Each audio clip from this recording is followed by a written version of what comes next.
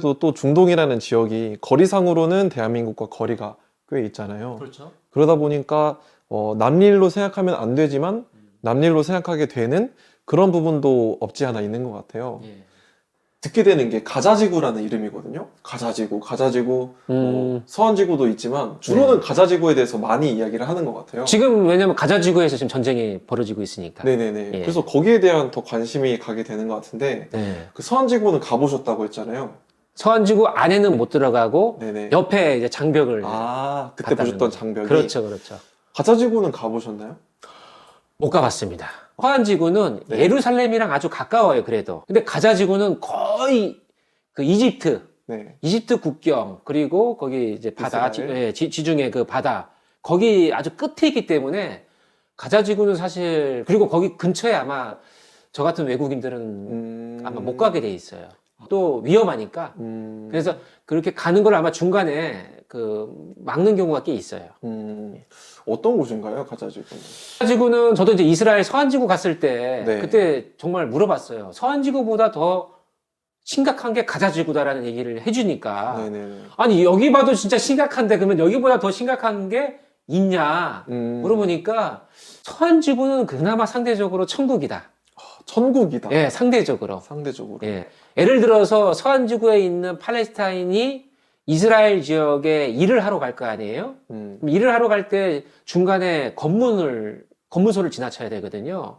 그러면은 예를 들어 서한지구는 한 30분이면 그냥 통과할 수 있다. 네네. 뭐 신원을 보고 뭐 우리 표현으로 하면 주민등록증 보고 네. 그리고 뭐 이렇게 또 이렇게 몸 수색하고 네. 이런 과정을 거친단 말이에요. 네네. 사실 2시간 넘게 걸려요. 아, 그 벽을 하나 넘어가는데. 훨씬 더 그 검색이 더 강하고 그리고, 그리고 시간이 더 걸리고 그리고 그만큼 삼엄한 경비가 되고 있는 곳이죠. 그러니까 팔레스타인 전체의 1인당 GDP를 보면은 들쑥날쑥 하긴 하지만 평상시에 보면은 한 3,000달러 정도 해요. 3,000달러. 3,000달러. 1인당 GDP가. 그러니까 3,000달러라고 한다면은 어디랑 비슷하면은 네. 한 이집트랑 비슷해요. 이집트. 네네. 그러니까 아주 낮지는 않아요. 네. 낮지는 않은데 근데 그게 서한이 높고 아, 가자지구는? 가자지구는 낮고. 아주 낮아. 그게 평균값이 3,000달러라고 하는 거죠. 그럼 가자지구의 사람들은 그러면 250만 명 정도가 있는데 네네. 뭐 먹고 사냐? 네. 이렇게 이제 얘기할 수 있잖아요. 네, 250만 명이면 적은 수. 그러니까 여기 가자지구는 농사를 지으긴 하지만 우리처럼 뭐 벼농사 뭐 이런 농사 짓는 게 아니고 그 특수한 작물 올리브나 뭐 대추 그 자두 대추. 대추 같은 거 네. 그런 거 몇 개밖에 자라지 않아요. 그러니까 그 농사는 그렇게 되고 네. 이렇게 어떤 분쟁이 있지 않을 때는 그 가자지구 안에 있는 팔레스타인들이 네. 이스라엘 쪽으로 넘어와서 네. 공장에서 일을 하고 네. 다시 돌아가요. 아. 그렇게 해가지고 돈을 버는데 네네. 나갈 때 2시간, 들어올 때 2시간. 아니 교통 시간이 아니라 검색 시간이.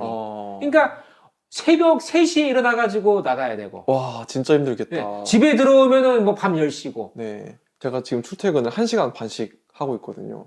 아, 그래요? 네네. 그것보다 훨씬 심하네요. 아, 그렇죠. 근데 뭐 검문을 받진 않잖아요. 네. 검색은 이걸 뛰어넘는 이유가 뭐냐면 상황이 안 좋아질 수 있잖아요. 네네. 로켓포가 만약 발사를 했어. 그럼 어떻게 할까요? 못 나가게 하는 거예요. 그날은 못 나가. 네. 그리고 약간의 의심되는 부분이 있어. 뭐가 발견이 됐어. 그러면 검문 검색이 3시간, 4시간 언제 끝날지 모르는 거예요. 그러면은 회사에 출근할 때 만약에 9시에 출근해야 되잖아요. 네네. 근데 만약에 회사에 대표님 계시면 어느 날은 10시에 출근했다가 어느 날은 오후 1시에 출근했어요. 근데 핑계는 될 수 있죠. 검문 검색 때문에 그랬어요. 대표님이 이해해 주시겠어요? 이해를. 잘 안 해주죠. 네. 그러니까 그런 모든 실생활에 있어서의 계속 그 어려움을 갖게 돼요. 그런데 그 250만 명이 다 예. 이스라엘로 일을 나가는 그건 건 아니죠. 거잖아요. 그런 거 아니죠. 네. 뭐 어린이도 있고 네. 여성도 있고. 네. 근데 주로 그 가자지구 안에 네. 산업시설이 거의 없습니다. 아. 어느 정도 없냐면은 물과 전기도 그 안에서는 발생하지 않아요. 발전소도. 예. 그러니까 다 어디서 오냐? 이스라엘 통해서 오는 거예요. 이스라엘이 그러면 끊어버리면 거기는 어떻게? 지금 현재 끊어 있는 상황이죠. 어. 지금 현재. 그러니까 지금 물이 지금 식수가 어제인가요? 한 하루 이틀밖에 안 남았다고 하고. 네. 통로, 왜 이스라엘이 그걸 끝나면은 그 통로를 통해서 무기들이 다 들어간 거 아니냐라고 의심을 하는 거예요. 너희들이 잘못했으니까 우리가 제재를 하겠다 해서 끊어버리는 거거든요. 아니, 이집트하고도 맞닿아 있지 않나요? 이집트가 잘 사는 나라냐, 못 사는 나라냐. 음, 이집트 못 사는 나라거든요. 네. 뭐 물론 인도적인 입장에서 국제사회에서 제공하는 그런 물품들이 그걸 통해서 들어갈 수 있지만은 이스라엘이 그렇게 무슨 뭐 이렇게 여유가 있어가지고 팔레스타인을 지원해 줄 수 있는 상황은 아니다. 예, 그렇죠. 그래서 가자 지구 안에는 어떠한 뭐 공장이나 뭐 월급을 받고 살 수 있는 그런 산업시설도 없고 뭐 어떤 식량을 생산할 수 있는 그런 부분들도 마땅치 않고 올리브만 먹고 살 수 없잖아요. 상당히 그런 입장인데도 불구하고 들어가고 나오기가 또 검문검색이 아주 삼엄하고 네네. 이번에 전쟁이 일어났기 때문에 그런 게 아니라 이 이스라엘 팔레스타인의 1차 전쟁, 2, 3, 4차 전쟁을 통해서 이렇게 수십 년 동안 온 거예요. 그러니까 이거를 다른 많은 사람들은 감옥이다, 여기는. 그러니까 좀 열려있는 감옥. 250만 명은 그런 어떤 감옥에 들어가 있는 죄수와 같은 그러한 삶을 살고 있다라고 표현을 하는 거죠. 참 먼 곳에 있는 이야기지만 이렇게 듣다 보면 참 마음이 힘들어지네요. 저는 이스라엘에 가본 적이 없어가지고 네. 사실 거기에 대한 그렇게 큰 공감을 잘 하지는 못하지만 그래도 안타까운 마음은 있거든요. 전쟁 네. 상황을 뉴스를 통해 접하면서 아무래도 먼 곳의 이야기다 보니까 남일처럼 생각하게 되는 경향도 없지 않아 있는 것 같은데 네.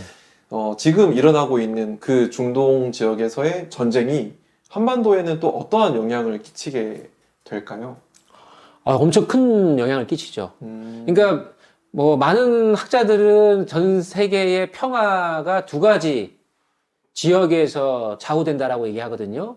네. 하나가 한반도고 하나가 중동이라고 얘기를 하죠. 그중에 하나가 저희네요. 그렇죠. 한반도인 이유는 뭐냐면 우리 남북한이 뭐 잘나서도 있기는 하겠지만 네. 한반도를 둘러싸여 있는 나라가 미국, 중국, 일본, 러시아가 다 강국이네요. 워낙 강대국이다 보니까 네. 그리고 이 강대국들이 다 이해관계가 있어요. 그러니까 여기서의 분쟁은 군사력과 경제력의 전 세계 50% 이상을 차지하고 있는 4개 나라가 심지어 한국도 강한 나라잖아요. 우리나라도 강하죠. 네네. 네, 그러니까 그런 입장에서의 세계 평화를 저해할 수 있는 아주 중요한 지역이 한반도. 그리고 좀 가까이에 또 중국과 대만이 있잖아요. 그죠? 네네. 그러니까 그런 부분들이 엄청나게 중요한 곳이에요. 중국과 대만도 또 싸울 수도 있는 그렇죠, 그렇죠. 그런 지역이잖아요. 예. 그리고 이제 두 번째가 바로 중동이죠. 그러니까 중동은 두 가지 이유라 저는 생각을 하는데 첫 번째, 너무 난해한 문제예요. 평화를 정착시키기가 각자 뭐 여러 생각이 너무 다르기 때문에 이 문제를 해결하기가 너무 어렵다. 두 번째는 아직까지는 그 많은 에너지 자원이 중동에 있다. 우리가 언젠가는 물론 이제 전기차가 되고 네. 언젠가는 또 뭐 재생에너지로 간다고 하지만 네네네. 아직까지는 우리가 그러한 가스나 석유나 이런 부분들에 많이 의존하고 있잖아요. 그렇죠. 거기서 거의 다 나온다고 예. 들었어요. 우리 자동차 그리고 우리 산업 시설에 있는 그런 기계를 다 석유로 예, 기름으로 돌리게 되는데 주유비가 올라가게 되겠네요. 주유비 요즘 많이 올랐잖아요. 많이 러시아 올랐죠. 우크라이나 전쟁으로 인해 가지고 올랐는데 네. 좀 내려갈만 할 때 또 올라가지 않습니까? 네. 그러니까 그런 일차적인 실생활에 그런 영향을 주고 아마 세계적인 경제가 더 어려워질 것이다. 예, 그러면 그것이 이제 우리에게 바로 피부에 느껴질 수가 있는 거죠. 차 주유부터 좀 빨리 해야겠네요. 좀 넓게 생각을 너무 자기만의 생각하지 경제적인 관점에서 예. 생각해봤을 때 예. 지금도 1,800원 휘발유 비싸더라고요. 그렇죠. 네. 예, 그렇죠. 그러니까 그런 부분들이 있다라고 하는 게 첫 번째고, 두 번째 또 우리에게 좀 멀게 느껴질 수 있지만은 저는 좀 더 중요할 수 있는 게, 네. 미국이 지금 이 바이든 대통령이 갔잖아요. 예. 이 부분들을 중재하기 위해서. 중동 지역으로 갔나요? 그렇죠. 지금 현재 이스라엘 네. 총리와 만나고 이 부분들을 협의하고 있고, 미국의 많은 전략 자산, 항공모함이나 이런 것들이 지금 많이 이쪽 지역으로 지금 급파되고 있지 않습니까? 근데 이 상황에서 만약에 우리 동북아시아, 남북한, 중국, 대만, 이런 동북아시아에 또 갈등이 생기게 될 경우에는 어떻게 될 것인가? 그러니까 이 부분도 우리가 영향을 받을 수 있는 부분입니다. 그러니까 그쪽에서 전쟁이 나고 있는 틈을 타서 예. 이 한반도 지역에도 무언가 일어날 수 있다. 그렇죠. 물론 우리가 그래도 다행인 거는 이제 주한 미군이 있으니까 네. 전략적 억지력은 있긴 하지만 네, 네. 지금 예를 들어서 미국은 2012년도 오바마 대통령 이후로는 네. 그 두 개의 전쟁이라고 하는 그 전략을 포기했어요.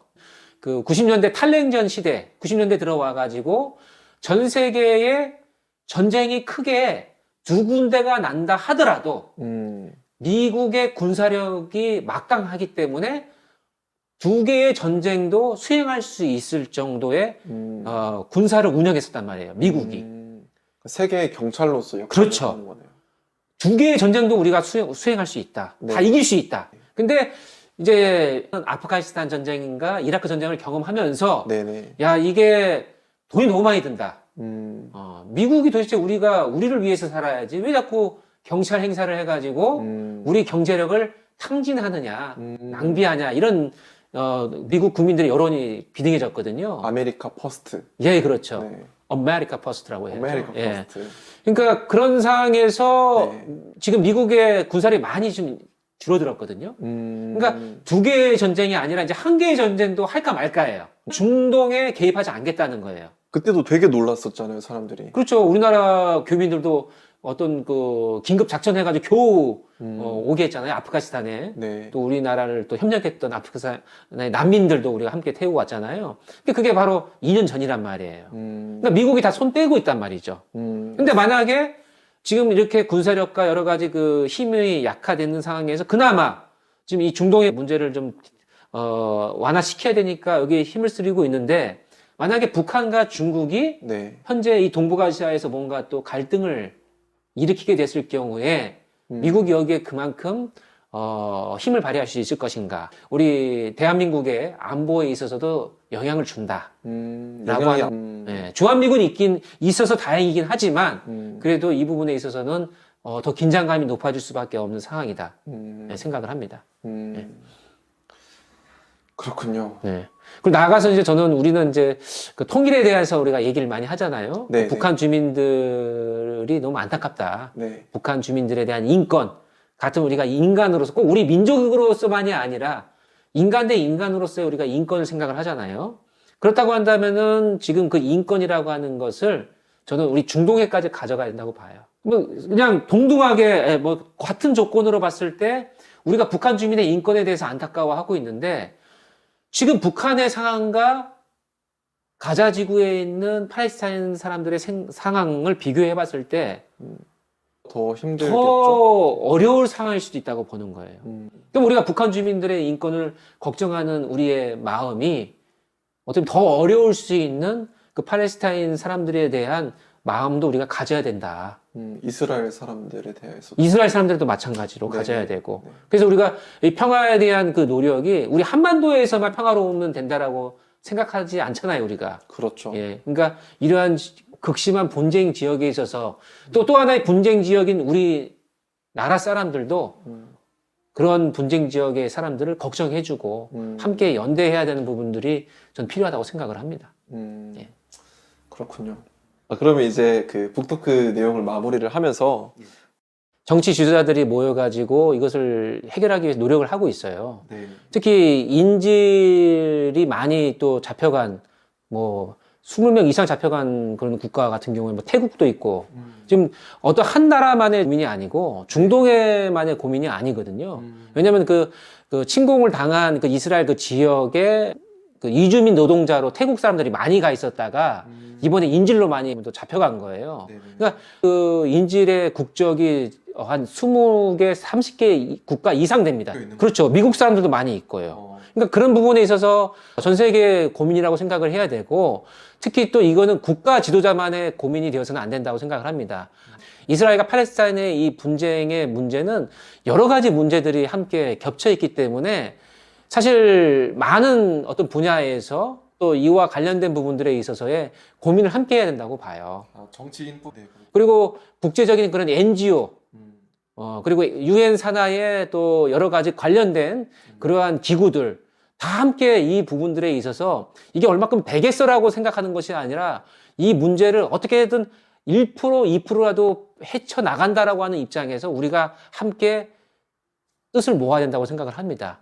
그러다 보면은 그 모였을 때 우리가 그래도 생각하지 못했던 새로운 방법이 나올 수 있고 그것이 국가와 어떤 뭐 NGO 또 다양한 또 다국적 기업이나 다국적 그 NGO들이 함께 다 함께 모여가지고 그런 뜻을 만든다고 한다면은 분명히 저는 길이 보일 거라고 봅니다. 다국적 NGO라고 하면 민간 단체에 그렇죠. 예. 그런 영향도 필요하다는 거네요. 예, 맞습니다. 예루살렘에 모여가지고 그냥 또 통곡의 벽에 유대교인들만이 통곡을 하는 것이 아니라 이 전쟁으로 인해 가지고 수만의 또 수천의 사람들이 지금 죽어가고 있잖아요. 네. 그 마음이 함께 모일 수 있는 그런 통곡이 있다고 한다면은 네네. 어쩌면 우리가 생각하는 것보다 더 빠른 평화가 네. 예, 올 수 있지 않을까 생각합니다. 현재는 수많은 사람들의 아픔이 지금 이 이스라엘 지역에 또 팔레스타인뿐만 아니라 여러 국가의 사람들이 함께 있기 때문에 네. 우리가 이 부분들을 함께 고민해봐야 된다고 봅니다. 예, 이스라엘을 갈 수는 없지만은 네네. 그런 관련된 NGO 활동 같은 부분들이 있으면은 저도 좀 멀리서나마 뭐 후원을 좀 더 한다던가 네. 또 힘을 모으는 그런 또 기도를 한다던가 네. 예, 그런 부분들을 제가 할 수 있는 범위에서 하고 또 관심을 잃지 않는 거 네. 계속 관심을 갖고 보는 것도 아주 중요하다고 봅니다. 네. 감사합니다. 네.